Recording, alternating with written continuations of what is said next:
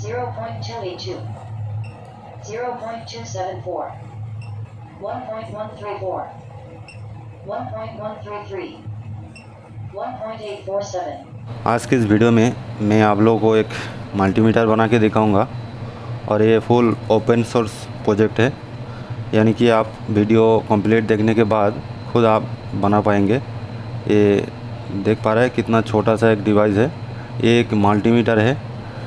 मैं आपको one by one दिखाऊंगा। ये देखो मैं ऑन कर लिया है, देख पा रहे हैं कि एक मल्टीमीटर है और कितना छोटा साइज़ है ये आप देख सकते हैं। मैं एक मल्टीमीटर के साथ कंपेयर करके दिखाता हूँ। जैसे कि आप देख पा रहे हैं कि जब हम टेबल में काम करते हैं तो इसका बहुत ज़्यादा झंझट है ये वायर का, और रखने का जगह कई बार नहीं मिलता है। जो टेक्नीशियन काम करता है बहुत सारे चीज़ टेबल में रहता है तो मल्टीमीटर रखने का जगह नहीं होता है, और ख़ुद मेरा ही प्रॉब्लम ये होता है, जगह नहीं मिलता है। जिससे कि मैंने एक छोटा सा बना लिया है, जिससे कि जब हम डायग्नोस करेंगे तो मेरे हाथ के पास ही रहेगा, बिल्कुल छोटा टाइप है।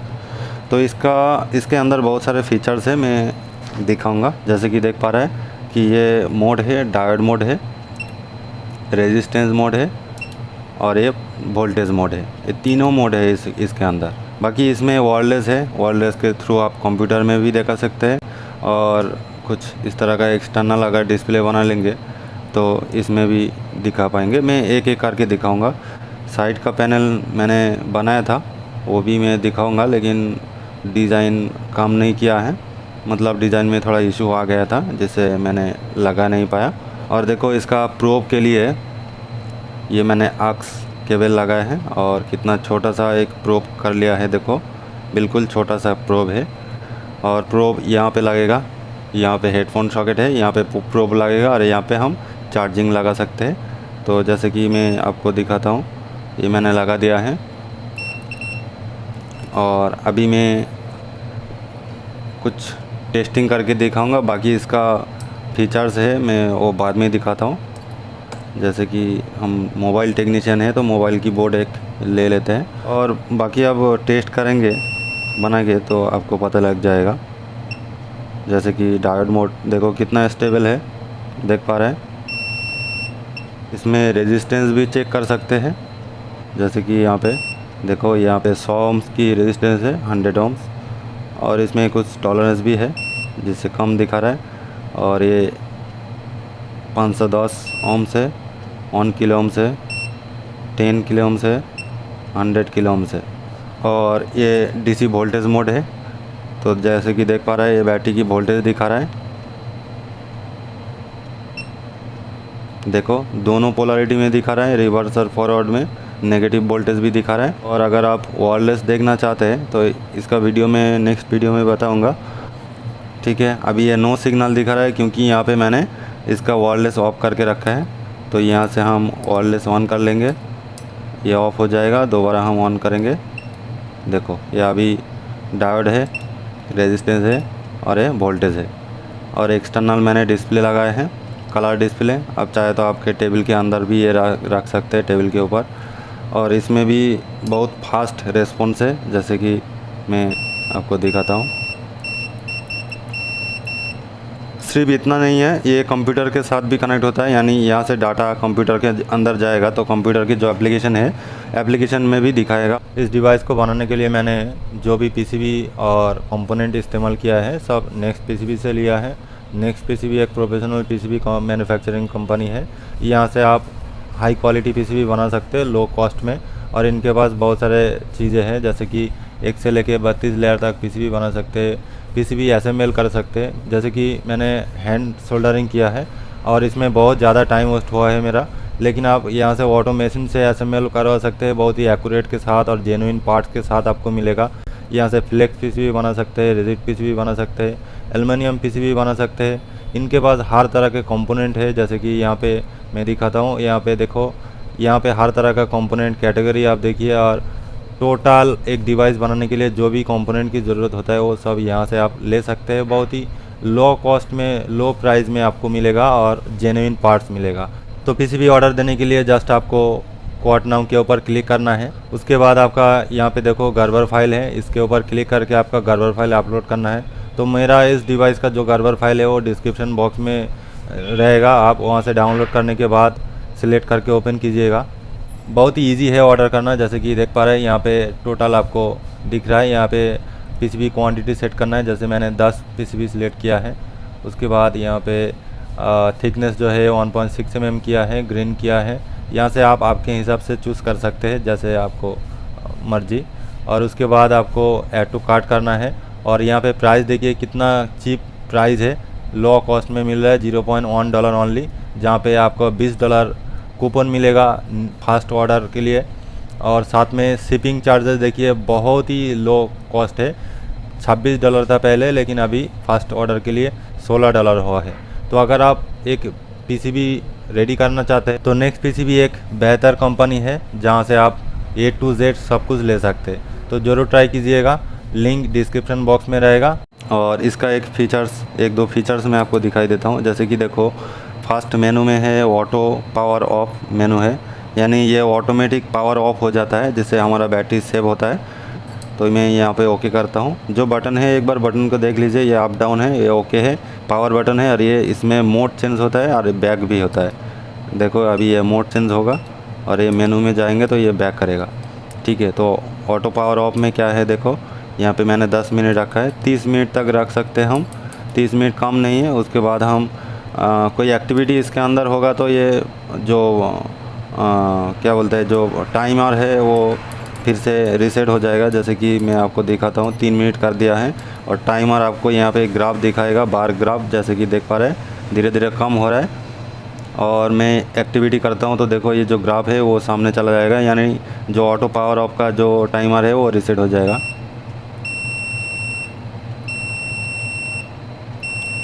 जैसे कि देख पा रहा है कि वो चला गया है। सभी मोड में ये वर्क करेगा, या फिर कोई भी बटन दबाएंगे तो ये ऑटो पावर जो है वो टाइमर रीसेट हो जाएगा, ठीक है। नेक्स्ट जो है ये कैलिब्रेट प्रूफ है, यानी ये फीचर्स क्या काम करता है मैं आपको दिखाता हूँ। जैसे कि देखो डायोड मोड में है और मैं शॉर्ट कर रहा हूँ तो देखो कुछ वैल्यू दिखा रहा है ना, मैं ज़ोर से दबाता हूँ तो थोड़ा कम होता है, क्योंकि ये जो वायर है इसका थोड़ा बहुत रेजिस्टेंस होता है जिससे ये ज़ीरो नहीं होता है कभी। तो मैं क्या करता हूँ, देखो ये थोड़ा बहुत ये जो वैल्यू दिखा रहा है इसको हम यहाँ से कैलिब्रेट प्रूफ जो है इसको ओके करके ऑन करेंगे और ओके कर देंगे। अभी बैक करके देखो ये कैलिब्रेट हो गया है, या फिर रिलेटिव जो भी बोल सकते हैं। देखो उसके बाद ये वायरलेस स्टेटस है, यानी इसका जो वायरलेस है इनेबल डिसेबल हम कर सकते हैं। और उसके बाद रोटेट एलसीडी को हम रोटेट कर सकते हैं।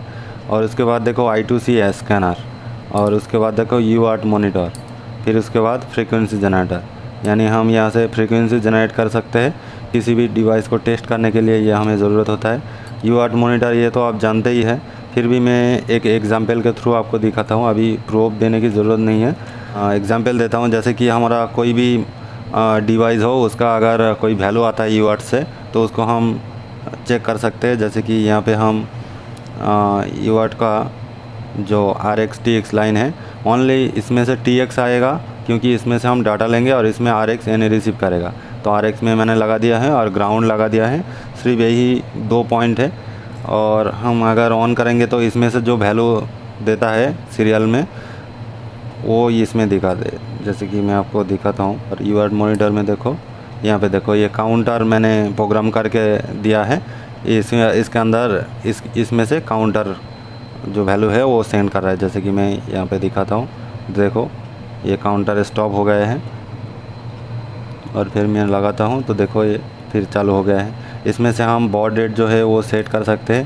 पहले आपको ये पता होना चाहिए कि UART मॉनिटर क्या काम करता है। ये बहुत ही अच्छा एक फीचर्स है मेरे लिए, क्योंकि मैं जब भी कोई प्रोजेक्ट बनाता हूँ तो कई बार हम सीरियल मॉनिटर इस्तेमाल करते हैं और UART में डिबगिंग करते हैं, तो उस टाइम ये हमें ज़रूरत पड़ता है। कोई भी माइक्रोकंट्रोलर हो या फिर कुछ मोबाइल में मैंने टेस्ट किया है, उसका जो वैल्यू है वो दिखाता है, मतलब उसका इन्फॉर्मेशन आता है। जैसे कीपैड मोबाइल हो, एंड्रॉयड कुछ मोबाइल है जिसमें से पावर ऑन करने के टाइम उसका बूट लोडर का जो इन्फॉर्मेशन है वो दिखाता है। इसमें आपको पहले अगर पता नहीं है तो थोड़ा जानकारी आपको यूट्यूब से या कहीं से लेना पड़ेगा। उसके बाद देखो I2C स्कैनर है। I2C स्कैनर उसके लिए हमारे पास एक OLED डिस्प्ले है। इसका जो एड्रेस है वो बहुत सारे लोगों को पता है और बहुत सारे लोगों को नहीं है। जो भी हो, यहाँ पे इसका एड्रेस लिखा है 0x3C। यहाँ पे ये शॉर्ट है, यानी यही इसका एड्रेस है। तो हम यहाँ पे लगा देते हैं और टेस्ट करते हैं I2C स्कैनर में। एक बार हमें डिवाइस को ऑफ करना पड़ेगा, क्योंकि ये डायरेक्ट ऑन करके लगा है तो I2C में वैल्यू कई बार नहीं देता है, इनिशलाइज नहीं होता है। तो जैसे कि देख पा रहे हैं यहाँ पे इसका जो एड्रेस है वो आ रहा है। जैसे कि मैं निकाल देता हूँ, देखो चला जाएगा। और ये ऑन कंडीशन में कई बार नहीं आता है, लेकिन कई बार आ भी जाता है। जैसे कि ये ऑन कंडीशन में नहीं आ रहा है, लेकिन हम डिवाइस को एक बार ऑफ करके फिर दोबारा ऑन करेंगे तो इसमें हमें दिखाई देगा। ये भी एक अच्छा फीचर्स है। जब आप कोई भी DIY प्रोजेक्ट या कोई स्कूल प्रोजेक्ट, कोई भी हो, एक प्रोजेक्ट आप बना रहे हैं, तो उस टाइम आपको I2C डिवाइस को चेक करने की ज़रूरत पड़ता है कि हमारा ये डिस्प्ले वर्क कर रहा है या नहीं। सिर्फ इतना नहीं है, I2C हर जगह पे अभी इस्तेमाल हो रहा है। जैसे कि हमारा मोबाइल के मदरबोर्ड है, इसमें भी I2C इस्तेमाल हो रहा है टास्क के लिए, बहुत सारे प्रॉक्सिमिटी सेंसर के लिए, और भी BQIC है, चार्जिंग IC, बहुत सारे जगह पर I2C इस्तेमाल होता है। तो वो I2C वैल्यू इसमें अगर दिखाता है, उसका मतलब हम सोच सकते हैं कि ये जो सेंसर है वो ओके है, जो जिसका I2C हम चेक कर रहे हैं। ये भी एक बढ़िया फीचर्स है I2C स्कैनर। तो ये सब फीचर्स, ये एक्चुअली मेरा मकसद ये था कि मैं खुद के लिए बनाऊंगा, जिससे कि इस प्रोजेक्ट को मैं छुपाया नहीं है, ओपन सोर्स बनाया है। एक चीज़ मैंने आपको अभी तक नहीं दिखाया है, जो चार्जिंग है। तो यहाँ पे देखो, ये चार्जिंग हम लगाएंगे, टाइप C है। तो ये जैसे कि देख पा रहा है, ये चार्ज हो रहा है और यहाँ पे एक लाइट जलेगा। जब हम लगाएंगे और फुल चार्ज हो जाएगा तो ये लाइट ऑफ हो जाएगा, जैसे अभी ऑफ है। जब हम इसका जब फुल चार्ज हो जाएगा तो ये ऑफ हो जाएगा। जैसे कि पहली बात तो इसका माइक्रो कंट्रोलर देखिए, ये कोई नॉर्मल माइक्रो कंट्रोलर नहीं है। जैसे कि देख पा रहे हैं, AMP32 माइक्रो कंट्रोलर है, जो कि STM का कॉपी है।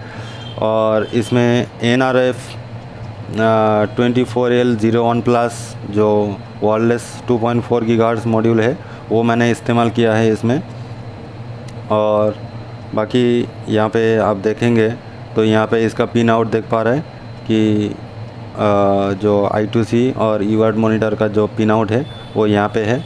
लेकिन प्रॉब्लम ये हो गया है कि इसके अंदर मैंने जब ये लगा दिया है पीछे का, तो दिखाई नहीं दे रहा है। इसका मतलब हमें यहाँ पे एक लेवल लगाना पड़ेगा, कौन सा पिन आउट क्या है, तो हम बाद में लगा सकते हैं। और इसका मेन चीज़ जो है डिस्प्ले जो है, इसका वीडियो मैंने ऑलरेडी बताया है, वीडियो बनाया है।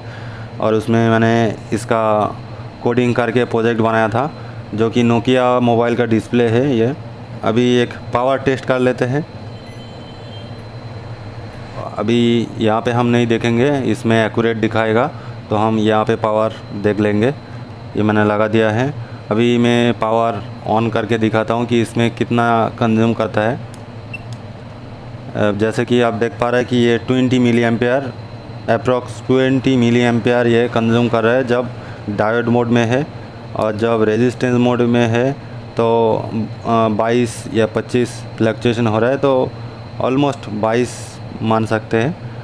क्योंकि NRF है ना, इसमें वायरलेस है, जिससे ये थोड़ा ज़्यादा ले रहा है। क्योंकि मोस्टली हम वायरलेस ही इस्तेमाल करते हैं, तो वायरलेस के थ्रू ही हम देख लेते हैं। और यहाँ पे सबसे ज़्यादा लेगा क्योंकि रिले ऑन होता है। तो DC में यहाँ पे 55-6 मिली एम्पेयर कर रहा है, कई बार 60 हो रहा है। तो मोस्टली हम कौन सा यूज़ करते हैं, डायोड मोड। तो डायोड मोड में अगर हम 20 मिली एम्पेयर अगर कंसीडर करेंगे, तो हमारा जो बैटरी हमारा 500 मिली एम्पेयर का बैटरी है। तो हमारा जो बैटरी है ये 500 मिली एम्पेयर लिखा है, लेकिन मुझे डाउट है 500 तो नहीं होगा, लेकिन 450 या 400 तो होगा। तो हम 450 मिली एम्पेयर, यहाँ पे कितना आया था, 20 मिली एम्पेयर करते हैं, तो ऑलमोस्ट 22 घंटा चलेगा। अगर हम DC वोल्टेज मोड में इस्तेमाल करेंगे तो 55 कर देते हैं तो 8 घंटा कम से कम चलेगा ये एक बार फुल चार्ज करने से। ठीक है, अगर ये इतना बैकअप देता है तो बढ़िया है, इतना तो काफ़ी है। एक बार चार्ज करने में इसमें 200 मिली एम्पेयर मैंने सेट किया है इसका चार्जिंग प्रोग्राम। तो ऑर्डर करने के बाद मेरे पास देखिए ये सब कुछ आ चुका है। हम अनबॉक्सिंग करेंगे फास्ट फॉरवर्ड में, क्योंकि मेन प्रोजेक्ट में हमें टाइम देना है, अनबॉक्सिंग में ज़्यादा टाइम नहीं देंगे, हम फास्ट फॉरवर्ड करेंगे। और देखिए यहाँ पे मैंने सब कुछ एक एक करके मैं आपको दिखा रहा हूँ। यहाँ पे सब कुछ पीसीबी है और कितना हाई क्वालिटी पैकेजिंग के साथ आया है आप देख सकते हैं। और जो सर्कल वाला पीसीबी है वो अलग है, मेरा बाइक के लिए है। और यहाँ पे जो अनबॉक्सिंग कर रहा हूँ ये सब कंपोनेंट है। टोटल मैंने जो भी कंपोनेंट चाहिए था वो लिया है, और इंडिया से जस्ट आरएफ मॉड्यूल जो है वो लिया है, और बाकी पुश बटन लिया है, और सारे के सारे सब चाइना से लिया है। कंपोनेंट भी पैकेजिंग देखिए बहुत ही हाई क्वालिटी कंपोनेंट, और पैकेजिंग जेन्युइन पैकेजिंग है, कंपोनेंट भी जेन्युइन है। देखिए किस तरह से आईसी भेजा है। अगर इंडिया में होता तो इस तरह से नहीं भेजता मेरे को, जितना लग रहा है, जितना मैंने परचेस किया है। लेकिन चाइना से जब आता है तो क्वालिटी अलग होता है, और ख़ास करके नेक्स्ट पीसीबी में बहुत ही अच्छा क्वालिटी देता है। और नेक्स्ट पीसीबी से मैंने फ़र्स्ट टाइम ही कंपोनेंट लिया है, तो मैं बहुत ज़्यादा खुश हूँ कि एक एक चीज़ें उन्होंने मेरे को अच्छा क्वालिटी दिया है और अच्छा पैकेजिंग के साथ दिया है। मैंने वीडियो में बहुत सारे सेगमेंट काट दिया है, क्योंकि बहुत लंबा टाइम लगेगा वीडियो अगर हम पूरा दिखाएंगे तो। यहाँ पे देखो सब पीसीबी है, टोटल जो पीसीबी चाहिए है। यहाँ पे मैं एक एक करके अनबॉक्सिंग करके आपको दिखाता हूँ। पीसीबी की क्वालिटी आप देखेंगे तो कितना झक्कास क्वालिटी है, बहुत ही अच्छा क्वालिटी है। प्रोजेक्ट के लिए तो बहुत बेटर है। और बड़ी बात यह है कि मैंने जितने बार पीसीबी लिया है नेक्स्ट पीसीबी से कोई भी डिफेक्ट नहीं आया है, एक बार में काम हुआ है। तो अगर आप कोई प्रोजेक्ट बनाने के लिए सोच रहे हो तो नेक्स्ट पीसीबी से एक बार ज़रूर ट्राई कीजिएगा, बहुत ही अच्छा क्वालिटी।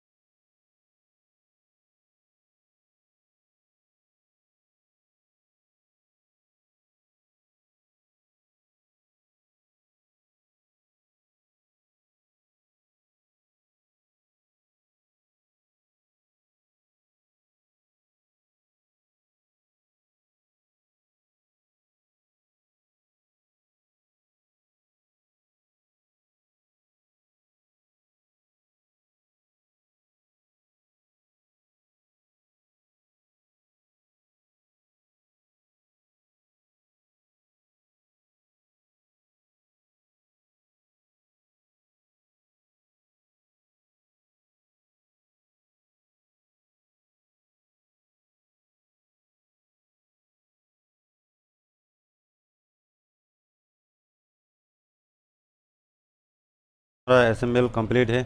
अब हम एक बार आपको प्रोग्रामिंग को दिखाई देते हैं। जैसे कि देखो सबसे पहले हमें जो ज़रूरत है वो ये डोंगल है, ST-Link V2 डोंगल की ज़रूरत है, क्योंकि ये एक प्रोग्रामर है, इसके बिना आप प्रोग्राम नहीं कर सकते। और हमारा पीसीबी में देखिए यहाँ पे प्रोग्रामिंग हेडर मैंने दिया है ऑलरेडी। यहाँ पे देखो ग्राउंड, क्लॉक और डाटा और 3.3 वोल्ट। तो हमें 3 लाइन चाहिए, ग्राउंड, क्लॉक, डाटा, ये 3 चाहिए। और इसमें हम एक्सटर्नल बैटरी लगा के प्रोग्राम करेंगे। तो कोडिंग को एक बार देख लेते हैं। देखो कोड इतना बड़ा है कि मैं एक्सप्लेन नहीं कर सकता हूँ। ये मैंने ऑलरेडी 15 दिन दे दिया है कोड करने में, और बहुत ज़्यादा टाइम लगता है प्रोग्रामिंग में, आप लोगों को पता है। तो ये मैं रियल टाइम दिखा रहा हूँ, कितना लॉन्ग कोड आपको समझ में आ रहा है कि देखो ये 2500 लाइन कोड है। तो इतना इजीली और जल्दी एक्सप्लेन नहीं कर सकता हूँ, इसलिए मैं आपको जो गाइड कर रहा हूँ ये है कि आपको प्लेटफॉर्म IO की ज़रूरत है इस कोड को अपलोड करने के लिए, और मैंने यही इस्तेमाल किया है। जस्ट आपको प्लेटफॉर्म IO में इस कोड को इंपोर्ट करना है। मैं टोटल कोड और स्कीमेटिक सब डिस्क्रिप्शन बॉक्स में दे दूंगा, आप वहाँ से डायरेक्टली डाउनलोड करके कर लीजिएगा। और एक चीज़ मैं आपको क्लियरली बताता हूँ, जैसे कि इससे पहले भी बहुत सारे हार्ड प्रोजेक्ट बनाए हैं, जिससे बहुत सारे बंदा ऐसा है कि वो समझते नहीं है फिर भी घुसता है प्रोजेक्ट के अंदर। तो अगर आपके पास प्रॉपर नॉलेज नहीं है तो आप इस प्रोजेक्ट के अंदर मत घुसिए, क्योंकि हो सकता है आपको नुकसान हो जाए सब कुछ बनाने के बाद वर्क ना करे, क्योंकि इसमें नॉलेज की ज़रूरत होता है। तो जस्ट कोड को इंपोर्ट करने के बाद आपको इसमें पिन आउट करना है, जैसे कि मैं कर रहा हूँ। ये ग्राउंड है, ST लिंक की देखिए यहाँ पे क्लॉक है और डेटा है और ग्राउंड है। तो यहाँ पे हम ग्राउंड कर लेते हैं और यहाँ पे ये क्लॉक लाइन देते हैं और ये डेटा लाइन, ठीक है। उसके बाद हम एक बैटरी इसमें लगा देते हैं। बैटरी में चार्ज रहना चाहिए, कम से कम 4 वोल्ट तो होना चाहिए, फुल चार्ज होगा तो बेटर होगा। ओके, इसके बाद हम इस तरह से पकड़ लेंगे और अभी हम कोड को अपलोड करेंगे। तो देखो ये बहुत फास्ट कोड हो जाता है, ये मतलब अपलोड हो जाता है। प्लेटफॉर्म IO बहुत ही एक बेहतर टूल है। देखो प्रोग्रामिंग चल रहा है, कंप्लीट हो गए हैं और मैं अभी प्रोग्रामिंग हेडर निकल दिया है। देखो ये प्रोग्राम हो गए हैं, ठीक है। बहुत सिंपल है, लेकिन आप इसके बारे में नहीं जानते हो तो आपको हार्ड लगेगा। और ये वीडियो बहुत ही लॉन्ग हो गया है, जिससे मैं एक्सटर्नल डिस्प्ले असेंबल करके दिखा नहीं पाया। तो नेक्स्ट वीडियो में ये असेंबल करके और प्रोग्रामिंग करके आपको ऑन बाय ऑन दिखाऊंगा।